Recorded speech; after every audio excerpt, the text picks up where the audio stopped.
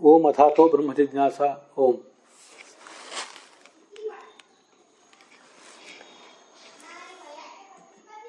प्रसादात् प्रथमाद् विष्णोः स्वर्गलोकः प्रकीर्तितः मध्यमात् जनलोकादिः उत्तमस्त्वेव मुक्तिदः। ಭಗವಂತನ ಉತ್ತಮ ಪ್ರಸಾದಕ್ಕಾಗಿ ಸಾಧಕ ಯಾವತ್ತೂ ಕೂಡ ಹಂಬಲಿಸಬೇಕು. ಯಾಕೆಂದರೆ ಅಧಮ ಪ್ರಸಾದದಿಂದ ನಮಗೆ ಸಿಗುವುದು ಸ್ವರ್ಗಲೋಕ ಮಾತ್ರ, ಮಧ್ಯಮ ಪ್ರಸಾದದಿಂದ ಜನಲೋಕ ಮೊದಲಾದದ್ದು ಸಿಗ್ತದೆ ಅಂತೇನು ವಿಷಯ ಇದೆ. ಅದರ ಕುರಿತಾಗಿ ನಾವು ನೋಡ್ತಾ ಇದ್ದೀವಿ.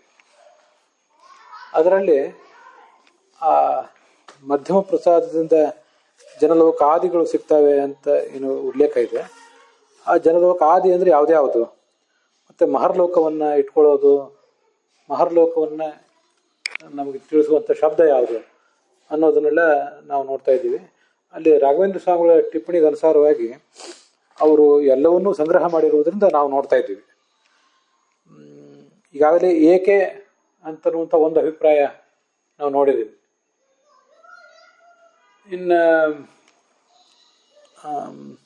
ಅನ್ಯ ಅಂತನ್ನೋದನ್ನು ಕೂಡ ನೋಡಿದ್ದೀವಿ. ಅಪರೇತು ಅಂತ ಮತ್ತೊಂದು ಅಭಿಪ್ರಾಯ ಇದೆ. ಒಟ್ಟು 4 ಅಭಿಪ್ರಾಯಗಳ ಪೈಕಿ 3ನೇ ಅಭಿಪ್ರಾಯ ನಾವು ಈಗ ನೋಡಬೇಕಾಗಿದೆ. ಅಪರೇತು ಸ್ವಬಿಂಬ ಸಾಕ್ಷಾತ್ಕಾರವತಾಮೇವ ಕಾರ್ಯಬ್ರಹ್ಮ ಪ್ರಾಪ್ತವತಾಂ ಮಧ್ಯೆ ಜನಲೋಕಾದೌ ಕಿಯತ್ಕಾಲಂ ಅವಸ್ಥಾನಂ ನ ನಿರ್ಹೇತುಕಂ ಭವಿತುಮರ್ಹತಿ ಇತಿ ತತ್ಕೃತ ಶ್ರವಣಾದಿ ಜನ್ಯ ಮಧ್ಯಮ ಪ್ರಸಾದಾತ್ ಜನಲೋಕಾದಿ ಇತ್ಯಾಹುಃ. ಈ ಜನಲೋಕಾದಿಗಳ ಪ್ರಾಪ್ತಿ ಆಗುವುದೇನಿದೆ ಅದು ಮಧ್ಯಮ ಪ್ರಸಾದ ಉಳ್ಳವರಿಗೆ ಜನಲೋಕಾದಿಗಳ ಪ್ರಾಪ್ತಿ. ಆದರೆ ಅದು ಯಾವ ಸಾಕ್ಷಾತ್ಕಾರ ಉಳ್ಳವರು ಅಂದರೆ ಬಿಂಬ ಸಾಕ್ಷಾತ್ಕಾರ ಉಳ್ಳವರಿಗೆ ಆಗೋದಂತೆ ಮಧ್ಯಮ ಪ್ರಸಾದನೂ ಕೂಡ. ಅದನ್ನೇ ಅವರು ಸ್ವಬಿಂಬ ಸಾಕ್ಷಾತ್ಕಾರ ವತಾಮೇವ ಅಂತ ಹೇಳಿದ್ದಾರೆ. ಏನೋ ಸಾಮಾನ್ಯ ಸಾಕ್ಷಾತ್ಕಾರ ಅಥವಾ ಅವತಾರಗಳ ಸಾಕ್ಷಾತ್ಕಾರ ಅಂತ ಹೀಗೆಲ್ಲ ಅರ್ಥ ಅಲ್ಲ. ಬಿಂಬ ಸಾಕ್ಷಾತ್ಕಾರ ಉಳ್ಳವರಿಗೇನೆ ಅವರಿಗೆ ಇದು ಆಗೋದು. ಅದು ಹೇಗೆ ಮತ್ತೆ ಬಿಂಬ ಸಾಕ್ಷಾತ್ಕಾರ ಉಳ್ಳವರಿಗೆ ಮುಕ್ತಿನೇ ಆಗಬೇಕಲ್ಲ ಅಂದರೆ, ಆ ಬಿಂಬ ಸಾಕ್ಷಾತ್ಕಾರ ಉಳ್ಳಂಥವರು ಕಾರ್ಯಂ ಬ್ರಹ್ಮ ಪ್ರಾಪ್ತವತಾಂ, ಪರಬ್ರಹ್ಮ ಪರಮಾತ್ಮ ಅವನನ್ನು ತಲುಪುವುದಕ್ಕಿಂತ ಮುಂಚೆ ಈ ಕಾರ್ಯಬ್ರಹ್ಮ, ಅದೊಂದು ಉಪನಿಷತ್ನಾಗ ಕಾರ್ಯಾಂತರ ಶಬ್ದ ಇದೆ, ನಾವು ಹಿಂದೆ ಅದನ್ನು ನೋಡಿದ್ದೀವಿ ಅಣುಭಾಷ್ಯದಲ್ಲಿ. ಅದರಿಂದ ಕಾರ್ಯಬ್ರಹ್ಮ ಅಂದರೆ ಚತುರ್ಮುಖ ಬ್ರಹ್ಮ, ಅವನನ್ನು ಹೋಗಿ ತಲುಪಿದವರು ಯಾರು ಇರ್ತಾರಲ್ಲ ಅವರು ಮಧ್ಯೆ ಜನಲೋಕಾದ ಕಿಯತ್ಕಾಲಂ ಅವಸ್ಥಾನಂ, ಪರಮಾತ್ಮನ ಹತ್ರ ಹೋಗಬೇಕಾದವರೇ ನಡುವೆ ಜನಲೋಕಾದಿಗಳಲ್ಲಿ ಕೆಲವು ಕಾಲ ಇರ್ತಾರೆ. ಕಿಯತ್ಕಾಲಂ ಅಂದರೆ ಒಂದು ಸ್ವಲ್ಪ ಕಾಲ. ಅದು ನಾನು ನಿರ್ಹೇತುಕಂ ಭವಿತುಂ ಅರ್ಹತೆ, ಏನೂ ಕಾರಣ ಇಲ್ಲದೇನೆ ಅವರು ಆ ಜನಲೋಕಾದಿಗಳಲ್ಲಿ ಇರೋದು ಸಾಧ್ಯ ಇಲ್ಲ. ಇತಿ ತತ್ಕೃತ ಶ್ರವಣಾದಿಜನ್ಯ, ಆ ಸಾಧಕರು ಅವರು ಮಾಡಿರುವಂತಹ ಶ್ರವಣಾದಿಗಳಿಂದ ಜನ್ಯವಾದ ಒಂದು ಮಧ್ಯಮ ಪ್ರಸಾದ ಇದೆ. ಆ ಮಧ್ಯಮ ಪ್ರಸಾದದಿಂದ ಜನಲೋಕ ಆಗ್ತದೆ. ವಾಸ್ತವಿಕವಾಗಿ ಅವರಿಗೆ ಬ್ರಹ್ಮ ಸಾಕ್ಷಾತ್ಕಾರವೇ ಆಗಿದೆ, ಬಿಂಬ ಸಾಕ್ಷಾತ್ಕಾರವೇ ಆಗಿದೆ. ಆದರೆ ಅವರು ತಮ್ಮ ದಾರಿಯಲ್ಲಿ ನಡುವೆ ಈ ಜನಲೋಕಾದಿಗಳಲ್ಲಿ ಇರುವ ಪ್ರಸಂಗ ಬರ್ತದೆ ಇತ್ಯಾಹು. ಹೀಗೆ ಕೆಲವರ ಅಭಿಪ್ರಾಯ ಅಂತ ರಾಘವೇಂದ್ರ ಸ್ವಾಮಿಗಳು ಅದನ್ನು ಸಂಗ್ರಹ ಮಾಡಿದ್ದಾರೆ. ಅಲ್ಲಿ ಕಿಯತ್ಕಾಲಂ ಶಬ್ದ ಪ್ರಯೋಗ ಹಾಗೆ ಹಾಕಿದೆ. ಕಿಯತ್ಕಾಲಂ ಅಂದರೆ ಕಿಂಚಿತ್ ಕಾಲಂ ಅಂತ ಆಗಬೇಕಾಗಿತ್ತೇನೋ, ಅದು ಶಬ್ದ ಪ್ರಯೋಗ ಹಾಗೆ ಹಾಕಿದೆ ಅಂತ ನನಗೂ ಸ್ವಲ್ಪ ಸಂದೇಹ ಇದೆ. ಅದೇನೇ ಇರಲಿ, ಅಂತೂ ಬ್ರಹ್ಮ ಸಾಕ್ಷಾತ್ಕಾರ ಬಿಂಬ ಸಾಕ್ಷಾತ್ಕಾರ ಉಳ್ಳವರಿಗೇನೆ ಮಧ್ಯಮ ಈ ಜನಲೋಕಾದಿಗಳು ಪ್ರಾಪ್ತಿ ಅಂತ ಒಂದು ಅಭಿಪ್ರಾಯ, ಅದನ್ನು ತಿಳ್ಕೊಂಡ ಆಯಿತು. ಇನ್ನೊಂದು ಅಭಿಪ್ರಾಯದ ಪ್ರಕಾರ ಇತರೇತು ಜನಲೋಕಾದಿ ರೀತಿ ತತ್ಪುರುಷ ಏವ, ಜನಲೋಕಾದಿ ಎಂಬ ಶಬ್ದದಿಂದ ಮಹರ್ಲೋಕವನ್ನು ಇಟ್ಕೋಬೇಕು, ಮಹರ್ಲೋಕವನ್ನು ದಾಟಿ ಜನ ತಪೋ ಸತ್ಯಲೋಕವನ್ನು ಇಟ್ಕೋಬೇಕು. ಅದಕ್ಕಾಗಿ ಷಷ್ಠಿ ತತ್ಪುರುಷ ಬಹುರೀಹಿ ಎರಡನ್ನೂ ಮಾಡಬೇಕು ಅಂತ ಹಿಂದೆ ಒಂದು ಅಭಿಪ್ರಾಯ ಬಂತಲ್ಲ. ಹಾಗೇನು ಎರಡೂ ಸಮಾಸಗಳನ್ನು ಇಟ್ಕೋಬೇಕಾಗಿಲ್ಲ, ಹೊರತು ಷಷ್ಠಿ ತತ್ಪುರುಷವನ್ನೇ ಇಟ್ಕೊಂಡ್ರೆ ಸಾಕು ಜನಲೋಕಾದಿ ಅಂತ. ಜನಲೋಕಕ್ಕೆ ಪೂರ್ವಭಾವಿಯಾಗಿರುವಂಥ, ಜನಲೋಕಕ್ಕಿಂತ ಮುಂಚೆ ಇರುವಂಥ ಮಹರ್ಲೋಕ ಅಂತ ಅದರ ಅರ್ಥ. ತಥಾಚ ಯಥಾನ್ಯಾಸ ಏವ ಸಾಧು, ಯಥಾನ್ಯಾಸ ಅಂದರೆ ಅದು ಹೇಗಿದೆಯೋ ಹಾಗೆ. ಎಲ್ಲೂ ವಾಕ್ಯ ಪ್ರಯೋಗದ ಬಗ್ಗೆ ನಂಗೆ ಸ್ವಲ್ಪ ಭಿನ್ನಾಭಿಪ್ರಾಯ ಇದೆ. ಯಾಕಂದರೆ ಈ ಸರಿಯಾಗಿ ಎಡಿಟಿಂಗ್ ಮಾಡಿರೋದಿಲ್ಲ, ಅದರಿಂದ ಏನೇನೋ ಮಿಸ್ಟೇಕ್ಸ್ ಇರ್ತದೆ. ಅದು ರಾಘವೇಂದ್ರ ಸ್ವಾಮಿ ಟಿಪ್ಪಣಿಯಲ್ಲಿಯೂ ಅಂತಂಥದ್ರ ನಡುವೆ ಏನೇನೋ ಸ್ವಲ್ಪ ತೊಂದರೆಗಳು ಕಾಣಿಸ್ತವೆ. ಇರಲಿ ಅಂತ ಅಲ್ಲಿ ಹೇಳಿರ್ತೀನಿ. ಯಥಾನ್ಯಾಸ ಅಂದರೆ ಹೇಗಿದೆಯೋ ಹಾಗೇ ಇರಲಿ. ಸಾಧು ಶ್ರವಣಾದೇರಪಿ ಜ್ಞಾನತ್ವಾತ್ ಜ್ಞಾನೇನೈವ ತದುತ್ತರಾನ್ ಇತಿ ವಾಕ್ಯಂ ನ ವಿದ್ಯತೆ. ಅಲ್ಲಿ ಈ ಜನಲೋಕಾದಿಹಿ ಅಂತಂದರೆ ಈ ಬ್ರಹ್ಮಸೂತ್ರ ಭಾಷ್ಯದಲ್ಲಿ ಉದ್ಧೃತವಾದ ಈ ನಾರದ ಪುರಾಣದ ಮಾತೇನಿದೆ, ಅಲ್ಲಿ ಜನಲೋಕಸ್ಯ ಆದಿಹಿ ಅಂದರೆ ಮಧ್ಯಮ ಈ ಮಹರ್ಲೋಕ ಅಂತ ಅರ್ಥ. ಮುಂದೆ ಆ ಭಾಗವತ ತಾತ್ಪರ್ಯದಲ್ಲಿ ಜ್ಞಾನೇನೈವ ತದುತ್ತರಾನ್ ಅಂತ ಹೀಗೆ ಬಂದಿದೆಯಲ್ಲ, ಅದಕ್ಕೆ ಆ ವಾಕ್ಯಕ್ಕೆ ಏನು ವ್ಯವಸ್ಥೆ ಅಂತಂದರೆ, ಆ ವಾಕ್ಯಕ್ಕೂ ಈ ವಾಕ್ಯಕ್ಕೂ ಹೊಂದಾಣಿಕೆ ಮಾಡಬೇಕಲ್ಲ. ಯಾವುದೇ ಟಿಪ್ಪಣಿಕಾರರು ಯಾವುದೇ ಅಭಿಪ್ರಾಯವನ್ನು ಹೇಳಲಿ, ಅವರು ಎರಡನ್ನೂ ಗಮನಿಸಿ ಎರಡನ್ನೂ ಹೊಂದಾಣಿಕೆ ಮಾಡುವುದು ಮುಖ್ಯ ಅಲ್ವಾ. ಅಂದರೆ ಈ ಶ್ರವಣಾದಿಗಳಿಂದ ಬರುವಂಥ ಮಧ್ಯ ಪ್ರಸಾದ ಅಂತ ಏನಿದೆಯಲ್ಲ, ಅದು ಇಲ್ಲಿ ಶ್ರವಣಾದಿಗಳಿಂದ ಮಧ್ಯಮ ಪ್ರಸಾದ, ಅದರಿಂದ ಜನಲೋಕ ಅಂತ ಹೇಳಿದ್ದಾರೆ ಬ್ರಹ್ಮಸೂತ್ರ ಭಾಷ್ಯದಲ್ಲಿ. ಮತ್ತೆ ಜ್ಞಾನೇನೈವ ತದುತ್ತರ ಅನ್ನಂತ ಅಲ್ಲಿ ಹೇಳಿದ್ದಾರೆ ಭಾಗವತ ತಾತ್ಪರ್ಯದಲ್ಲಿ. ಅಲ್ಲಿ ಜ್ಞಾನದಿಂದ ಅಂತ ಹೇಳಿದ್ದಾರೆ, ಇಲ್ಲಿ ಶ್ರವಣದಿಂದ ಅಂತ ಹೇಳಿದ್ದಾರೆ. ಅವೆರಡಕ್ಕೂ ಹೊಂದಾಣಿಕೆ ಹೇಗೆ ಅಂದರೆ, ಶ್ರವಣ ಅಂತ ಇಲ್ಲಿ ಏನು ಶಬ್ದ ಪ್ರಯೋಗ ಮಾಡಿದಾರಲ್ಲ, ವಸ್ತುತಃ ಬರೇ ಶ್ರವಣ ಅಂತ ಅರ್ಥ ಅಲ್ಲ. ಶ್ರವಣದಿಂದ ಜನ್ಯವಾದ ಜ್ಞಾನ ಅಂತ ಅರ್ಥ. ಶ್ರವಣದಿಂದ ಜನ್ಯವಾದಂಥ ಜ್ಞಾನ ಬರದೇ ಹೋದರೆ ಬರೇ ಶ್ರವಣ ಮರಣ ಧ್ಯಾನಗಳಿಂದ ಏನೂ ಲೋಕ ಪ್ರಾಪ್ತ ಆಗೋದಿಲ್ಲ. ಆದ್ದರಿಂದ ಶ್ರವಣಾದಿಗಳು ಅಂದರೆ ಅದು ಕೂಡ ಜ್ಞಾನವೇ. ಆದ್ದರಿಂದ ಜ್ಞಾನೇನೇವ ತದುತ್ತರ ಅನ್ನಂತ ಮುಂದೆ ಬರುವ ವಾಕ್ಯಕ್ಕೂ ಈ ವಾಕ್ಯಕ್ಕೂ ಹೊಂದಾಣಿಕೆ ಮಾಡ್ಬೋದು. ಜ್ಞಾನದಿಂದಲೇ ತದುತ್ತರಾನ್ ಅಂದರೆ ಮಹರ್ಲೋಕ, ತಪೋಲೋಕ, ಜನಲೋಕ, ಸತ್ಯಲೋಕ ಇದೆಲ್ಲ ಅಂತ ಭಾಗವತ ತಾತ್ಪರ್ಯದಲ್ಲಿ ಬಂದಿರುವಂಥ ಮಾತಿಗೆ ಅರ್ಥ. ನ ವಿರುದ್ಧತೆ ಇತ್ಯಾಹೋಹೋ. ಹೀಗೆ ರಾಘವೇಂದ್ರ ಸ್ವಾಮಿಗಳು ಈ ಎಲ್ಲ ಅಭಿಪ್ರಾಯಗಳನ್ನು ಸಂಗ್ರಹಿಸಿದ್ದಾರೆ. ಹೀಗೆ ರಾಘವೇಂದ್ರ ಸ್ವಾಮಿಗಳು ಎಲ್ಲರದ್ದು ಅಭಿಪ್ರಾಯಗಳನ್ನು ಸಂಗ್ರಹಿಸಿದ್ದಾರೆ. ಆದರೆ ತಮ್ಮ ಅಭಿಪ್ರಾಯ ಏನು ಅಂತ ಅವರು ಸ್ಪಷ್ಟವಾಗಿ ಹೇಳಿಲ್ಲ. ಇನ್ನು ಮುಂದೆ ಆ ಜನಲೋಕಾದಿಹಿ ಅಂತ ಬಹುರೀಹಿ ಮತ್ತು ತತ್ಪುರುಷ ಅಂತ ಎರಡನ್ನೂ ಸಮಾಸ ಮಾಡಬೇಕು ಅಂತ ಬಂದಿದೆಯಲ್ಲ, ಅದು ಈ ಅಭಿನವ ಚಂದ್ರಿಕಾದಲ್ಲಿ ಬಂದಿರುವಂಥ ವಿಚಾರ.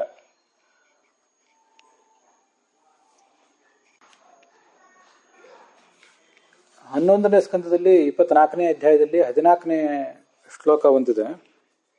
ಯೋಗಸ್ಯ ತಪಸ್ಸಶ್ಚೈವ ಜ್ಞಾನಸ್ಯ ಗತಯೋ ಮಲಾಹ ಮಹರ್ಜನ ತಪಸ್ಸತ್ಯಂ ಭಕ್ತಿಯೋಗಸ್ಯ ಮದ್ಗತಿ ಅಂತ. ಪಾದಯೋಗ, ಯೋಗ, ತಪಸ್ಸು, ಜ್ಞಾನ ಇದರ ಫಲವಾಗಿ ಅನೇಕ ಲೋಕಗಳು ಸಿಗ್ತವೆ. ಅವ್ಯಾವು? ಮಹರ್ಲೋಕ, ಜನಲೋಕ, ತಪೋಲೋಕ ಮತ್ತು ಸತ್ಯಲೋಕ ಅಂತ ಹೀಗೆ ಅಲ್ಲಿ ಒಂದು ವರ್ಣನೆ ಬಂದಿದೆ. ಅಲ್ಲಿ ಅವಕ್ಕೆಲ್ಲ ಏನರ್ಥ? ಆ ಪಾದಯೋಗ, ಯೋಗ, ತಪಸ್ಸು ಇವೆಲ್ಲ ಕೆಲವು ಭಾರಿಭಾಷಿಕ ಶಬ್ದಗಳು. ಒಂದು ನಿರ್ದಿಷ್ಟ ಪ್ರಮಾಣದ ಜ್ಞಾನವನ್ನೇ ಆಯಾ ಶಬ್ದಗಳಿಂದ ಹೇಳ್ತಾರೆ. ಅದ್ರ ಬಗ್ಗೆ ಅಲ್ಲಿ ಉಲ್ಲೇಖ ಬಂದಿದೆ. ನಿತ್ಯಶೋ ಭಗವದ್ರೂಪಸ್ಯ ಆಪರೋಕ್ಷೇಣ ದರ್ಶನಂ ಮುಹೂರ್ತಮಾಂತ್ರಂ ಜ್ಞಾನಂ ಸ್ಯಾತ್ ಮಹಾಜ್ಞಾನಂ ತಥೋಧಿಕಂ ಅಂತ ಹೀಗೆ ಆ ಭಾಗವತ ತಾತ್ಪರ್ಯ ಅಲ್ಲಿ ಪ್ರಾರಂಭ ಕಾಣ್ತದೆ. ಅದಕ್ಕಿಂತ ಮುಂಚೆ ಕೆಲವು ಶ್ಲೋಕಗಳಿವೆ ಅಲ್ಲಿ. ಈ ಅಭಿನವ ಚಂದ್ರಿಕಾದಲ್ಲಿ ಆ ಶ್ಲೋಕಗಳು ಬಂದಿಲ್ಲ, ಒಂದೆರಡು ಶ್ಲೋಕ ಇರೋದ್ರಿಂದ ಅದನ್ನು ಕೂಡ ಓದ್ತೇನೆ.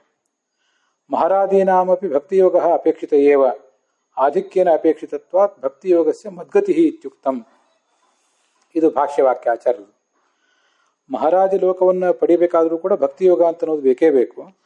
ಆದರೆ ವಿಷ್ಣು ಪ್ರಾಪ್ತಿಗೆ ಹೆಚ್ಚು ಭಕ್ತಿಯೋಗ ಬೇಕಾದ್ದರಿಂದ ಭಕ್ತಿಯೋಗಸ್ಯ ಮದ್ಗತಿ ಅಂತ ಭಾಗವತದಲ್ಲಿ ಕೃಷ್ಣ ಹೇಳಿದ್ದಾನೆ. ನೈವ ವಿಷ್ಣಾವಭಕ್ತಸ್ಯ ಮಹರ್ಲೋಕಾದಿಕಾಗತಿ ಭಕ್ತುದ್ರೇಕಾತ್ ಕ್ರಮಾದೂರ್ಧ್ವಂ ಯಾವತ್ ವಿಷ್ಣು ಪ್ರವೇಶನಂ. ಇದು ಇನ್ನೂ ಅಲ್ಲಿ ಬಂದಿಲ್ಲ. ಅಭಿನವ ಚಂದ್ರಿಕಾದಲ್ಲಿ ಈ ಶ್ಲೋಕ ಉದ್ಧೃತ ಆಗಿಲ್ಲ, ಹಿಂದಿನ ಶ್ಲೋಕ ಇದು ಹೇಳ್ತಾ ಇದ್ದಾನೆ. ವಿಷ್ಣುವಿನಲ್ಲಿ ಭಕ್ತಿ ಇಲ್ಲದೆ ಇದ್ದವನಿಗೆ ಮಹರ್ಲೋಕಾದಿ ಪ್ರಾಪ್ತಿ ಸಾಧ್ಯವೇ ಇಲ್ಲ. ವಿಷ್ಣು ಭಕ್ತಿ ಹೆಚ್ಚಿದಂತೆ ಕ್ರಮವಾಗಿ ಮೇಲಿನ ಲೋಕಗಳನ್ನು ಪಡ್ಕೋತಾನೆ. ಕೊನೆಗೆ ಭಗವಂತನನ್ನೇ ತಲುಪ್ತಾನೆ. ಯಾವದ್ ವಿಷ್ಣು ಪ್ರವೇಶನಂ, ಕೊನೆಗೆ ವಿಷ್ಣುವಿಂದೇ ಪ್ರವೇಶನ. ಏವಂ ಜ್ಞಾನಂ ವಿನಾ ಸಾಪಿ ಮಹರ್ಲೋಕಾದಿಕಾಗತಿ ಜ್ಞಾನೋದ್ರೇಕಾತ್ ಕ್ರಮಾದೂರ್ಧ್ವಂ ಯಾವದ್ ವಿಷ್ಣು ಪ್ರವೇಶನಂ. ಹೀಗೆ ಜ್ಞಾನಂ ವಿನಾ ಅಂತಿದೆ ನೋಡಿ. ಜ್ಞಾನಂ ವಿನಾ ಅಂದರೆ ಅಪರೋಕ್ಷ ಜ್ಞಾನ ಇಲ್ಲದೇ ಇದ್ದವನಿಗೂ ಕೂಡ ಈ ಮಹರ್ಲೋಕಾದಿಗಳ ಪ್ರಾಪ್ತಿ ಅಂತ ಅನ್ನೋದು ಸರ್ವಥಾ ಇಲ್ವೇ ಇಲ್ಲ. ಏವಂ ಜ್ಞಾನಂ ವಿನಾಸಾಪಿ ಮಹರ್ಲೋಕಾದಿಕಾ ಗತಿ ನಾಸ್ತಿ ಅಂತ ಅದನ್ನು ತಿಳ್ಕೊಳ್ಬೇಕು. ಜ್ಞಾನೋದ್ರೇಕಾತ್, ಆದರೆ ಜ್ಞಾನದ ಉದ್ರೇಕ ಆದಂತೆ ಮೇಲಿನ ಹೆಚ್ಚಿನ ಲೋಕ ಪ್ರಾಪ್ತಿ ಆಗ್ತದೆ ಅಂತ ಹೀಗಾದ್ರೆ ತಾತ್ಪರ್ಯ. ಅಲ್ಲಿ ಮುಂದೆ ಬಂದಿರೋದು ನಿತ್ಯಶೋ ಭಗವದ್ ರೂಪಸ್ಯ ಅಪರೋಕ್ಷೇಣ ದರ್ಶನಂ ಅಂತ. ಅಲ್ಲಿಂದ ಈ ಭಾಗವತ ತಾತ್ಪರ್ಯ ಈ ಅಭಿನವ ಚಂದ್ರಿಕಾದ ವ್ಯಾಖ್ಯಾನದಲ್ಲಿ ಅದನ್ನು ಉದ್ಧರಿಸಿದ್ದಾರೆ. ಪ್ರತಿನಿತ್ಯ ಒಂದು ಮುಹೂರ್ತ ಪರ್ಯಂತ ಭಗವಂತನ ರೂಪವನ್ನು ನಾವು ಪ್ರತ್ಯಕ್ಷವಾಗಿ ಕಾಣ್ಲಿಕ್ಕೆ ಸಾಧ್ಯ ಆದರೆ ಅದನ್ನು ಜ್ಞಾನ ಅಂತ ಕರೀತಾರೆ. ಜ್ಞಾನ ಅಂದರೆ ಇನ್ ಜನರಲ್ ನಮಗೆ ನಾಲೆಜ್ ಅಂತ ಅರ್ಥ. ಆದರೆ ಬರೇ ನಾಲೆಜ್ ಅಂತ ಅರ್ಥ ಅಲ್ಲ ಅದಕ್ಕೆ. ಅದು ಒಂದು ನಿರ್ದಿಷ್ಟ ಪ್ರಮಾಣದ ಜ್ಞಾನಕ್ಕೇನೆ ನಾಲೆಜ್ ಅಂತ ಕರೀತಾರೆ. ಪ್ರತಿನಿತ್ಯ ಒಂದು ಮುಹೂರ್ತ ಪರ್ಯಂತ, ಒಂದು ಮುಹೂರ್ತ ಅಂದರೆ ಸುಮಾರು 48 ನಿಮಿಷ ನಮ್ಗೆ ಗೊತ್ತಿದೆ. 48 ನಿಮಿಷಗಳ ಕಾಲ ಭಗವಂತನ ರೂಪವನ್ನು ನಮಗೆ ಪ್ರತ್ಯಕ್ಷ ನೋಡ್ಲಿಕ್ಕೆ ಸಾಧ್ಯ ಆದರೆ ಅಪರೋಕ್ಷ ಜ್ಞಾನ ಆದಮೇಲೆ ಅದಕ್ಕೆ ಜ್ಞಾನ ಅಂತ ಹೀಗೆ ಹೇಳ್ತಾರೆ. ಇದು ಜ್ಞಾನ. ಇದಕ್ಕಿಂತ ಹೆಚ್ಚಿನ ಕಾಲ ನೋಡಿದರೆ ಅದಕ್ಕೆ ಮಹಾಜ್ಞಾನ ಅಂತ ಕರೀತಾರೆ. ಶ್ಲೋಕ ಗಮನಿಸಿ. ಮುಹೂರ್ತ ಮಾತ್ರ ಮತ್ತೆ 48 ನಿಮಿಷ, ಇದು ಜ್ಞಾನಂ. ಮಹಾಜ್ಞಾನಂ ತಥೋಧಿಕಂ, ಅದಕ್ಕಿಂತ ಹೆಚ್ಚಿನ ಕಾಲ ಭಗವಂತನನ್ನು ನಾವು ಕಾಣ್ಲಿಕ್ಕೆ ಸಾಧ್ಯ ಆದರೆ ಅದಕ್ಕೆ ಮಹಾಜ್ಞಾನ ಅಂತಾರೆ. ಜ್ಞಾನೇನ ಬ್ರಹ್ಮಲೋಕ ಸ್ಯಾತ್ ಮಹಾಜ್ಞಾನಾತ್ ಹರೇರ್ಗತಿ. ಜ್ಞಾನದಿಂದ ಬ್ರಹ್ಮನ ಲೋಕಕ್ಕೆ ಹೋಗ್ತೀವಿ, ಮಹಾಜ್ಞಾನದಿಂದ ಹರಿಯ ಗತಿ ಅಂತಿದೆ. ಅಲ್ಲಿ ಅದನ್ನು ಕೂಡ ಅಲ್ಲಿ ಕೊಟ್ಟಿಲ್ಲ. ಭಾಗವತ ತಾತ್ಪರ್ಯದ ಎಲ್ಲ ಶ್ಲೋಕಗಳನ್ನು ಅವ್ರು ಕೊಟ್ಟಿಲ್ಲ. ಅವರು ತಮಗೆಷ್ಟು ಬೇಕೋ ಅಷ್ಟು ಮಾತ್ರ ಅಲ್ಲಿ ಉದ್ಧರಿಸಿದ್ದಾರೆ. ಮುಂದೆ ಸದೈವ ಅಖಂಡಿತಂ ಧ್ಯಾನಂ ಅಂತಿದೆ. ಈ ಸದ್ಯ ನಾವು ವಿಚಾರ ಮಾಡ್ತಾ ಇರುವ ವಿಷಯಕ್ಕೆ ಸಂಬಂಧಪಟ್ಟಂತೆ ಶ್ಲೋಕಗಳು ಎಷ್ಟು ಸಾಕೋ ಅಷ್ಟೇ ಸಾಕು. ಧ್ಯಾನ ಯೋಗ ಅಂತ ಒಂದು ಗ್ರಂಥ, ಅದರಿಂದ ಉದ್ಧೃತವಾದ ಶ್ಲೋಕಗಳಿವೆಲ್ಲ. ಸದೈವ ಅಖಂಡಿತಂ ಧ್ಯಾನಂ ತಪ ಇತ್ಯುಚ್ಯತೆ ಬುಧೈಹಿ ಅಪರೋಕ್ಷ ದೃಶಾಯುಕ್ತಂ ನಿತ್ಯಂ ಷಣ್ಮಾತ್ರ ಕಾಲಯ ಅಂತ. ನಿತ್ಯ 6 ಮಾತ್ರಗಳಷ್ಟು ಕಾಲ. ಮಾತ್ರ ಅಂದರೆ ಒಂದು ಅಕ್ಷರವನ್ನು ಉಚ್ಚಾರ ಮಾಡಲಿಕ್ಕೆ ಬೇಕಾಗಿರುವಂಥ ಸಮಯ ಅಂತ ಅರ್ಥ. 6 ಮಾತ್ರಗಳಷ್ಟು ಕಾಲ ಅವಿಚ್ಛಿನ್ನವಾಗಿ ನಾವು ಭಗವಂತನನ್ನು ಧ್ಯಾನಿಸ್ಲಿಕ್ಕೆ ಸಾಧ್ಯ ಆದರೆ ಅದು ತಪಸ್ಸು ಅಂತ ಕರೆಸ್ಕೊಳ್ತದೆ. ಅದಕ್ಕೆ ಅಪರೋಕ್ಷ ಜ್ಞಾನ ಇರಬೇಕು. 6 ಮಾತ್ರಗಳ ಕಾಲ, 6 ಸೆಕೆಂಡ್ ಅಂತ ತಿಳ್ಕೋಬಹುದು. ಅಂದಾಜು 6 ಸೆಕೆಂಡ್. ಯಾಕೆಂದರೆ ಒಂದು ಅಕ್ಷರವನ್ನು ಉಚ್ಚಾರ ಮಾಡಲಿಕ್ಕೆ ಬೇಕಾಗಿರುವ ಕಾಲವನ್ನು ಮಾತ್ರ ಅಂತ ಕರೀತಾರೆ. ಅದರಿಂದ 6 ಮಾತ್ರ ಕಾಲ ಅಂದರೆ 6 ಸೆಕೆಂಡು ಅಂತ ನಾವು ತಿಳ್ಕೊಳ್ಬಹುದು. 6 ಸೆಕೆಂಡ್ಗಳಷ್ಟು ಕಾಲ ನಾವು ಭಗವಂತನನ್ನು ಧ್ಯಾನಿಸ್ಲಿಕ್ಕೆ ಸಾಧ್ಯ ಆದರೆ ಅದು ತಪಸ್ಸು ಅಂತ ಕರೆಸ್ಕೊಳ್ತದೆ. ಈಗ ನೀವು ಕೂಡ 6 ಸೆಕೆಂಡ್ಗಳಷ್ಟು ಕಾಲ ಒಂದು ವೇಳೆ ಭಗವಂತನ ಚಿತ್ರವನ್ನು ಮನಸ್ಸಿನಲ್ಲಿ ಧ್ಯಾನಿಸ್ಬೋದು. ಆದರೆ ಇದು ನಮ್ಮದು ತಪಸ್ಸಲ್ಲ. ಯಾಕೆಂದರೆ ನಮಗೆ ಅಪರೋಕ್ಷ ಜ್ಞಾನ ಇನ್ನೂ ಆಗಿಲ್ಲ. ಅಪರೋಕ್ಷ ಜ್ಞಾನ ಆಗಿ ಅಪರೋಕ್ಷತಃ ಭಗವಂತನನ್ನೇ ಕಾಣಬೇಕು. ಇದು ನಾವೀಗ ಕಾಣ್ತಾ ಇರೋದು ಭಗವಂತನಲ್ಲ, ಭಗವಂತನ ಚಿತ್ರವನ್ನು ಕಾಣ್ತಾ ಇರೋದು. ಆದ್ದರಿಂದ ಇದಕ್ಕೆ ತಪಸ್ಸು ಅಂತ ಕರೀತಾರೆ. ತಪ ಇತ್ಯುಚ್ಯತೆ ಬುಧೈಹಿ. ಅಲ್ಲಿ ನೋಡಿ, ನಡುವೆ ಕೆಲವು ಶ್ಲೋಕಗಳು ಬಿಟ್ಟು ಹೋಗಿದ್ರು. ಇವ್ರು ಎಷ್ಟು ಬೇಕೋ ಅಷ್ಟು ತೊಗೊಂಡಿದ್ದಾರೆ. ಅಪರೋಕ್ಷ ದೃಶಾಯುಕ್ತಂ ನಿತ್ಯಂ ಷಣ್ಮಾತ್ರ ಕಾಲಯ. ಮುಂದೆ ಅಪರೋಕ್ಷ ದೃಶಾ ನಿತ್ಯಂ ಏಕಮಾತ್ರಾಯುಜಾಯುತಂ ಯೋಗ ನಾಮ್ನ ಸಮುದ್ದಿಷ್ಟಂ ಧ್ಯಾನಂ ನಿತ್ಯಂ ಅಖಂಡಿತಂ ಅಂತ ಅದರ ಮುಂದಿನ ಶ್ಲೋಕ. ಒಂದು ಮಾತ್ರ ಕಾಲ ಅಂದರೆ ಒಂದು ಅಕ್ಷರವನ್ನು ಉಚ್ಚಾರ ಮಾಡಲಿಕ್ಕೆ ಬೇಕಾದ ಕಾಲ ಮಾತ್ರ.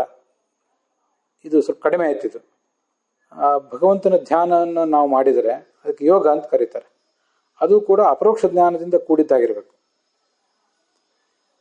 ಆ ಒಂದು ಮಾತ್ರೆಯ ಒಂದು ಕಾಲಭಾಗ ಮಾತ್ರ ನಾವು ಧ್ಯಾನ ಮಾಡ್ಲಿಕ್ಕೆ ಸಾಧ್ಯ ಆದರೆ ಅದು ಮಾತ್ರಕ್ಕಿಂತಲೂ ಮತ್ತೂ ಕಡಿಮೆ ಆಯ್ತು, ಕಾಲಭಾಗ ಮಾತ್ರ ಆಯ್ತು. ಅದಕ್ಕೆ ಪಾದಯೋಗ ಅಂತ ಕರೀತಾರೆ. ಪಾದ ಅಂದ್ರೆ ಕಾಲಭಾಗ, ನಮ್ಗೆ ಗೊತ್ತಿದೆ. ಅದಕ್ಕೂ ಕೂಡ ಅಪರೋಕ್ಷ ಜ್ಞಾನ ಇರಬೇಕು. ಎಲ್ಲದಕ್ಕೂ ಅಪರೋಕ್ಷ ಜ್ಞಾನ ಇಲ್ಲದೆ ಹೋದರೆ ಇವು ಯಾವ ಲೋಕಗಳ ಪ್ರಾಪ್ತಿಯೂ ಆಗೋದೇ ಇಲ್ಲ ಅಂತದರ ತಾತ್ಪರ್ಯ. ಇದು ಹೀಗೆ ಪಾದಯೋಗದ ಬಗ್ಗೆ ಆಯಿತು. ಪಾದಯೋಗಕ್ಕೆ ಮುದ್ದಿಷ್ಟಂ ನಿತ್ಯಂ ಧ್ಯಾನಂ ಅಖಂಡಿತಂ. ಹೀಗಿದು ಪಾದಯೋಗ. ಹಾಗಾದ್ರೆ ಪಾದಯೋಗದಿಂದ ಏನು ಸಿಗ್ತದೆ ಅಂದರೆ ಪಾದಯೋಗ ಮಹರ್ಲೋಕ, ಪಾದಯೋಗದಿಂದ ಮಹರ್ಲೋಕ ಪ್ರಾಪ್ತಿ ಆಗ್ತದೆ. ಅದಕ್ಕಿಂತ ಹೆಚ್ಚು ಅಂದರೆ ಯೋಗ, ಅದು ಒಂದು ಮಾತ್ರ ಕಾಲ ಧ್ಯಾನ ಮಾಡ್ತೇವೆ, ಅದರ ಫಲವಾಗಿ ಜನಲೋಕ ಸಿಗ್ತದೆ. ಪಾದಯೋಗಾನ್ ಮಹರ್ಲೋಕ ಜನಲೋಕಸ್ತು ಯೋಗತಃ, ಜನಲೋಕ ಅಂತನೂ ಯೋಗದಿಂದ ಸಿಗ್ತದೆ. ನೋಡಿ, ಇಲ್ಲಿ ಕೂಡ ಜನಲೋಕ ಅಂತ ಇರೋದ್ರಿಂದ ನಾನು ನನ್ನ ಪುಸ್ತಕದಲ್ಲಿ ಕೆಳಗಡೆ ಅನುವಾದದಲ್ಲಿ ಜನೋಲೋಕ ಅಂತಿದ್ರು, ನಾನು ಜನಲೋಕ ಅಂತ ಮಾಡ್ಕೊಂಡಿದ್ದೇನೆ. ಜನೋಲೋಕ ಅಂತ ರೂಪ ಸರಿ ಇರಬಹುದು ಬೇರೆ ಪ್ರಸಂಗಗಳಲ್ಲಿ, ಇಲ್ಲೆಲ್ಲ ಆಚಾರ್ಯರು ಜನಲೋಕ ಅಂತ ಪ್ರಯೋಗ ಮಾಡಿದ್ದಾರೆ, ಅದರಿಂದ ಜನಲೋಕ ಅಂತಲೇ ನಾನು ಹಾಕ್ಕೊಂಡಿದ್ದೇನೆ. ಜನ ಅಂತ ಸಕಾರಾಂತವಾದ ಶಬ್ದವೂ ಇದ್ದರೆ ಆವಾಗ ಜನೋಲೋಕ ಅಂತ ಶಬ್ದ ಪ್ರಯೋಗ ಸರಿ ಇರಬಹುದು. ಇಲ್ಲೆಲ್ಲ ಬಂದಿರುವುದು ಜನಲೋಕ, ಇಷ್ಟು ನಮ್ಗೆ ಗೊತ್ತಿಲ್ಲ. ಹೀಗೆ ಜನಲೋಕದ ಇದು ಯೋಗದಿಂದ ಜನಲೋಕ ಸಿಗ್ತದೆ. ಅದರ ಮುಂದೆ ತಪಸ್ಸಿನಿಂದ ತಪೋಲೋಕ ಸಿಗ್ತದೆ. ತಪಸ್ಸು ಅಂದ್ರೆ ಏನಂತ ನಾವು ನೋಡಿದ್ವಿ ಅವಾಗ. 6 ನಿಮಿಷಗಳಷ್ಟು ಕಾಲ, 6 ಸೆಕೆಂಡ್ಗಳಷ್ಟು ಕಾಲ ನಾವು ಧ್ಯಾನ ಮಾಡ್ಲಿಕ್ಕೆ ಸಾಧ್ಯ ಆದರೆ ಅದು ಅದರಿಂದ ಸಿಗುವ ಲೋಕವೇ ತಪೋಲೋಕ. ಅದರಿಂದ ಮುಂದೆ ಸತ್ಯಲೋಕ ಸಿಗ್ತದೆ ಜ್ಞಾನದಿಂದ. ಜ್ಞಾನ ಅಂದ್ರೆ ಏನು, ಅದು ಕೂಡ ಈ ಹಿಂದೆ ಬಂತು. ಮುಹೂರ್ತ ಮಾತ್ರ ಜ್ಞಾನಂ ಸ್ಯಾತ್ ಅಂತ ಒಂದು 48 ನಿಮಿಷಗಳ ಕಾಲ ನಾವು ಭಗವಂತನ ಧ್ಯಾನಿಸ್ಲಿಕ್ಕೆ ಸಾಧ್ಯ ಆದರೆ ಅದರಿಂದ ಸತ್ಯಲೋಕ ಆಗ್ತದೆ. ಆಮೇಲೆ ಮಹಾಜ್ಞಾನವನ್ನೇ ಪಡ್ಕೊಂಡ್ಬಿಟ್ರೆ ತಪಸ್ಸಸ್ತು ತಪೋಲೋಕ ಪ್ರಾಪ್ಯತೆ ನಾಣ್ಯತಃ ಕ್ವಚಿತ್, ಮಹಾಜ್ಞಾನದಿಂದ ವಿಷ್ಣು ಲೋಕವೇ ಪ್ರಾಪ್ತ ಆಗ್ತದೆ ಅಂತ ಹೀಗೆ ಅದು ಧ್ಯಾನ ಯೋಗ ಅನ್ನೋ ಗ್ರಂಥದ ಉಲ್ಲೇಖ ಮಾಡಿದ್ದಾರೆ ಅಭಿನವ ಚಂದ್ರಿಕಾಚಾರ್ಯ. ಇದು ಇಲ್ಲಿ ಜನಲೋಕ ಆದಿ ಅಂತ ಬಂತಲ್ಲ, ಅದನ್ನೇ ಅವರು ಜನಲೋಕಕ್ಕೆ ಪೂರ್ವಭಾವಿಯಾಗಿರುವಂಥ ತಪೋಲೋಕ ಮಹರ್ಲೋಕ ಮತ್ತು ಜನಲೋಕದ ನಂತರ ಇರುವಂಥ ಜನ ತಪಸ್ ಸತ್ಯ ಅನ್ನುವಂಥ 3 ಲೋಕ, ಹೀಗೆ 4 ಲೋಕಗಳನ್ನು ಸಂಗ್ರಹ ಮಾಡಿದ್ದಾರೆ. ಇಲ್ಲಿ ನೋಡಿ, ಜ್ಞಾನ ಸಂಪತ್ಯ ಅನ್ನೋ ಶಬ್ದಕ್ಕೆ ಅದಕ್ಕೆ ಅವರು ಅರ್ಥ ಮಾಡೋದು ಯೋಗ್ಯ ಅಪರೋಕ್ಷ ಜ್ಞಾನ ಸಂಪತ್ಯ, ತಮಗೆ ಯೋಗ್ಯವಾದ ಅಪರೋಕ್ಷ ಜ್ಞಾನವನ್ನು ಪಡ್ಕೊಂಡಿದ್ದರಿಂದ ಅಂತಲೇ ಅರ್ಥ. ಅದಕ್ಕೆ ಅಪರೋಕ್ಷ ಜ್ಞಾನ ಇಲ್ಲದೇ ಇದ್ದವನಿಗೆ ಅದೇನು ಸಾಧ್ಯ ಆಗೋದಿಲ್ಲ ಅಂತ ಅವರ ಅಭಿಪ್ರಾಯ. ಇಲ್ಲಿ ಮಧ್ಯಮ ಜನಲೋಕಾದಿ, ಜನಲೋಕಸ್ಯ ಆದಿ ಜನಲೋಕ. ಆಮೇಲೆ 2 ವಿಗ್ರಹಗಳಲ್ಲಿ ಜನಲೋಕಸ್ಯ ಆದಿ ಅಂತ ಷಷ್ಠಿ ತತ್ಪುರುಷ ಒಂದು, ಜನಲೋಕಕ್ಕಿಂತ ಮುಂಚೆ ಇರುವ ಮಹರ್ಲೋಕ ಅಂತ ಅದರ ಅರ್ಥ ಆಗ್ತದೆ. ಆಮೇಲೆ ಜನಲೋಕ ಆದಿ ಯಸ್ಯ ಸಹ ಜನಲೋಕಾದಿ ಅಂತ ಹೀಗೆ ಮಾಡಿದ್ದರಿಂದ ಜನಲೋಕ ತಪೋಲೋಕ ಸತ್ಯಲೋಕ ಅಂತ ಹೀಗೆ 3 ಲೋಕಗಳು ಸಿಗ್ತವೆ. ಹೀಗೆ ದ್ವಾಭಪಿ ತಂತ್ರೇಣ ಉಪಾತ್ತವು. ನಾನು ನಿನ್ನೆ ಅದನ್ನು ಹೇಳಿದ್ದೆ ಈ ಹಿಂದಿನ ಭಾಗದಲ್ಲಿ. ತಂತ್ರ ಅಂದರೆ ಒಂದೇ ಬಾರಿ ಉಚ್ಚಾರ ಮಾಡಿದ ಶಬ್ದವನ್ನು ಅನೇಕ ಬಾರಿ ನಾವು ಇಟ್ಕೊಂಡು ಅನೇಕ ಅರ್ಥಗಳನ್ನು ಇಟ್ಕೊಂಡ್ರೆ ಅದನ್ನೇ ತಂತ್ರ ಅಂತ ಕರೀತಾರೆ. ಹೀಗೆ ತಂತ್ರದ ಮೂಲಕ 2 ಅರ್ಥಗಳನ್ನು ನಾವು ಬೇಕಾದನ್ನು ನಾವು ತಿಳ್ಕೋಬೇಕು ಅಂತ ಅದರ ಅಭಿಪ್ರಾಯ ಆಗ್ತದೆ. ತಂತ್ರೇಣ ಉಪಾತ್ತವು ಅತ್ರಾಯಂ ವಿವೇಕ. ನಾವೀಗೇನು ಭಾಗವತ ತಾತ್ಪರ್ಯದಲ್ಲಿ ನೋಡಿದ್ದೆಲ್ಲ ಅದನ್ನು ಹೇಳಿದ್ದಾರೆ. ಪಾದಯೋಗದಿಂದ ಮಹರ್ಲೋಕ, ಯೋಗದಿಂದ ಜನಲೋಕ, ತಪಸ್ಸಿನಿಂದ ತಪೋಲೋಕ, ಜ್ಞಾನದಿಂದ ಸತ್ಯಲೋಕ, ಯೋಗ್ಯಾತ್ಮ ದರ್ಶನಾತ್ ಮೋಕ್ಷ. ಸಂಪೂರ್ಣವಾದ ಸಾಕ್ಷಾತ್ಕಾರದಿಂದ ಮೋಕ್ಷನೇ ಆಗ್ತದೆ ಅಂತ ಇದು ಹೀಗರ್ಥ. ತದುಕ್ತಂ ಜ್ಞಾನೇನ ಬ್ರಹ್ಮಲೋಕ ಸ್ಯಾತ್ ಮಹಾಜ್ಞಾನಾತ್ ಹರೇರ್ಗತಿ, ಪಾದಯೋಗಾನ್ ಮಹರ್ಲೋಕ ಜನಲೋಕಸ್ತು ಯೋಗತಃ ತಪಸ್ಸಸ್ತು ತಪೋಲೋಕ ಪ್ರಾಪ್ಯತೆ ನಾಣ್ಯತಃ ಕ್ವಚಿತ್ ಅಂತ ಹೀಗೆ ಅದನ್ನೇ ಉಲ್ಲೇಖ ಮಾಡಿದ್ದಾರೆ.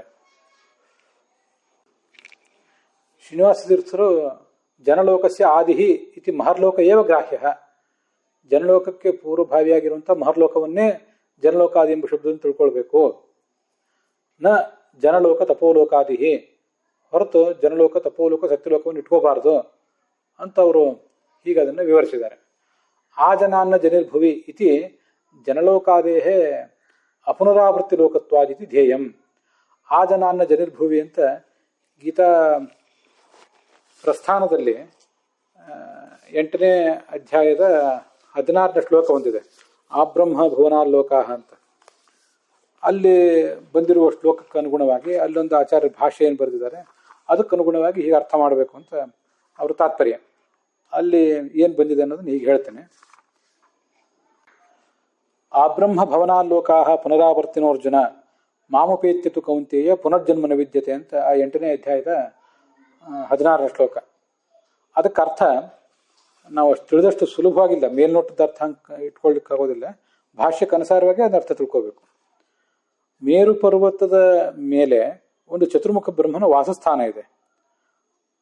ಆ ವಾಸಸ್ಥಾನಕ್ಕಿಂತ ಮತ್ತು ಜನಲೋಕಕ್ಕಿಂತ ಕೆಳಗೆ ಏನು ಲೋಕಗಳಿವೆ, ಆ ಲೋಕಗಳಲ್ಲಿರುವಂಥ ಜನ ಮರಳಿ ಜನಿಸ್ತಾರೆ. ಆದರೆ ಅದಕ್ಕಿಂತ ಮೇಲೆ ಇರುವಂಥ ಜನರು ಆ ಲೋಕಗಳಲ್ಲಿರುವ ನನ್ನನ್ನು ನೋಡಿದವರಿಗೆ, ನನ್ನ ಸಾಕ್ಷಾತ್ಕಾರ ಮಾಡಿಕೊಂಡವರಿಗೆ ಪುನರ್ಜನ್ಮ ಇಲ್ಲ ಅಂತ ಅದ್ರ ತಾತ್ಪರ್ಯ. ಮಹಾಮೇರುಸ್ಥ ಬ್ರಹ್ಮಸದನಂ ಆರಭ್ಯ ನ ಪುನರಾವೃತ್ತಿ ತಚ್ಚೋಕ್ತಂ ನಾರಾಯಣ ಗೋಪಾಲ ಕಲ್ಪೆ ಅಂತ ಭಾಷ್ಯ.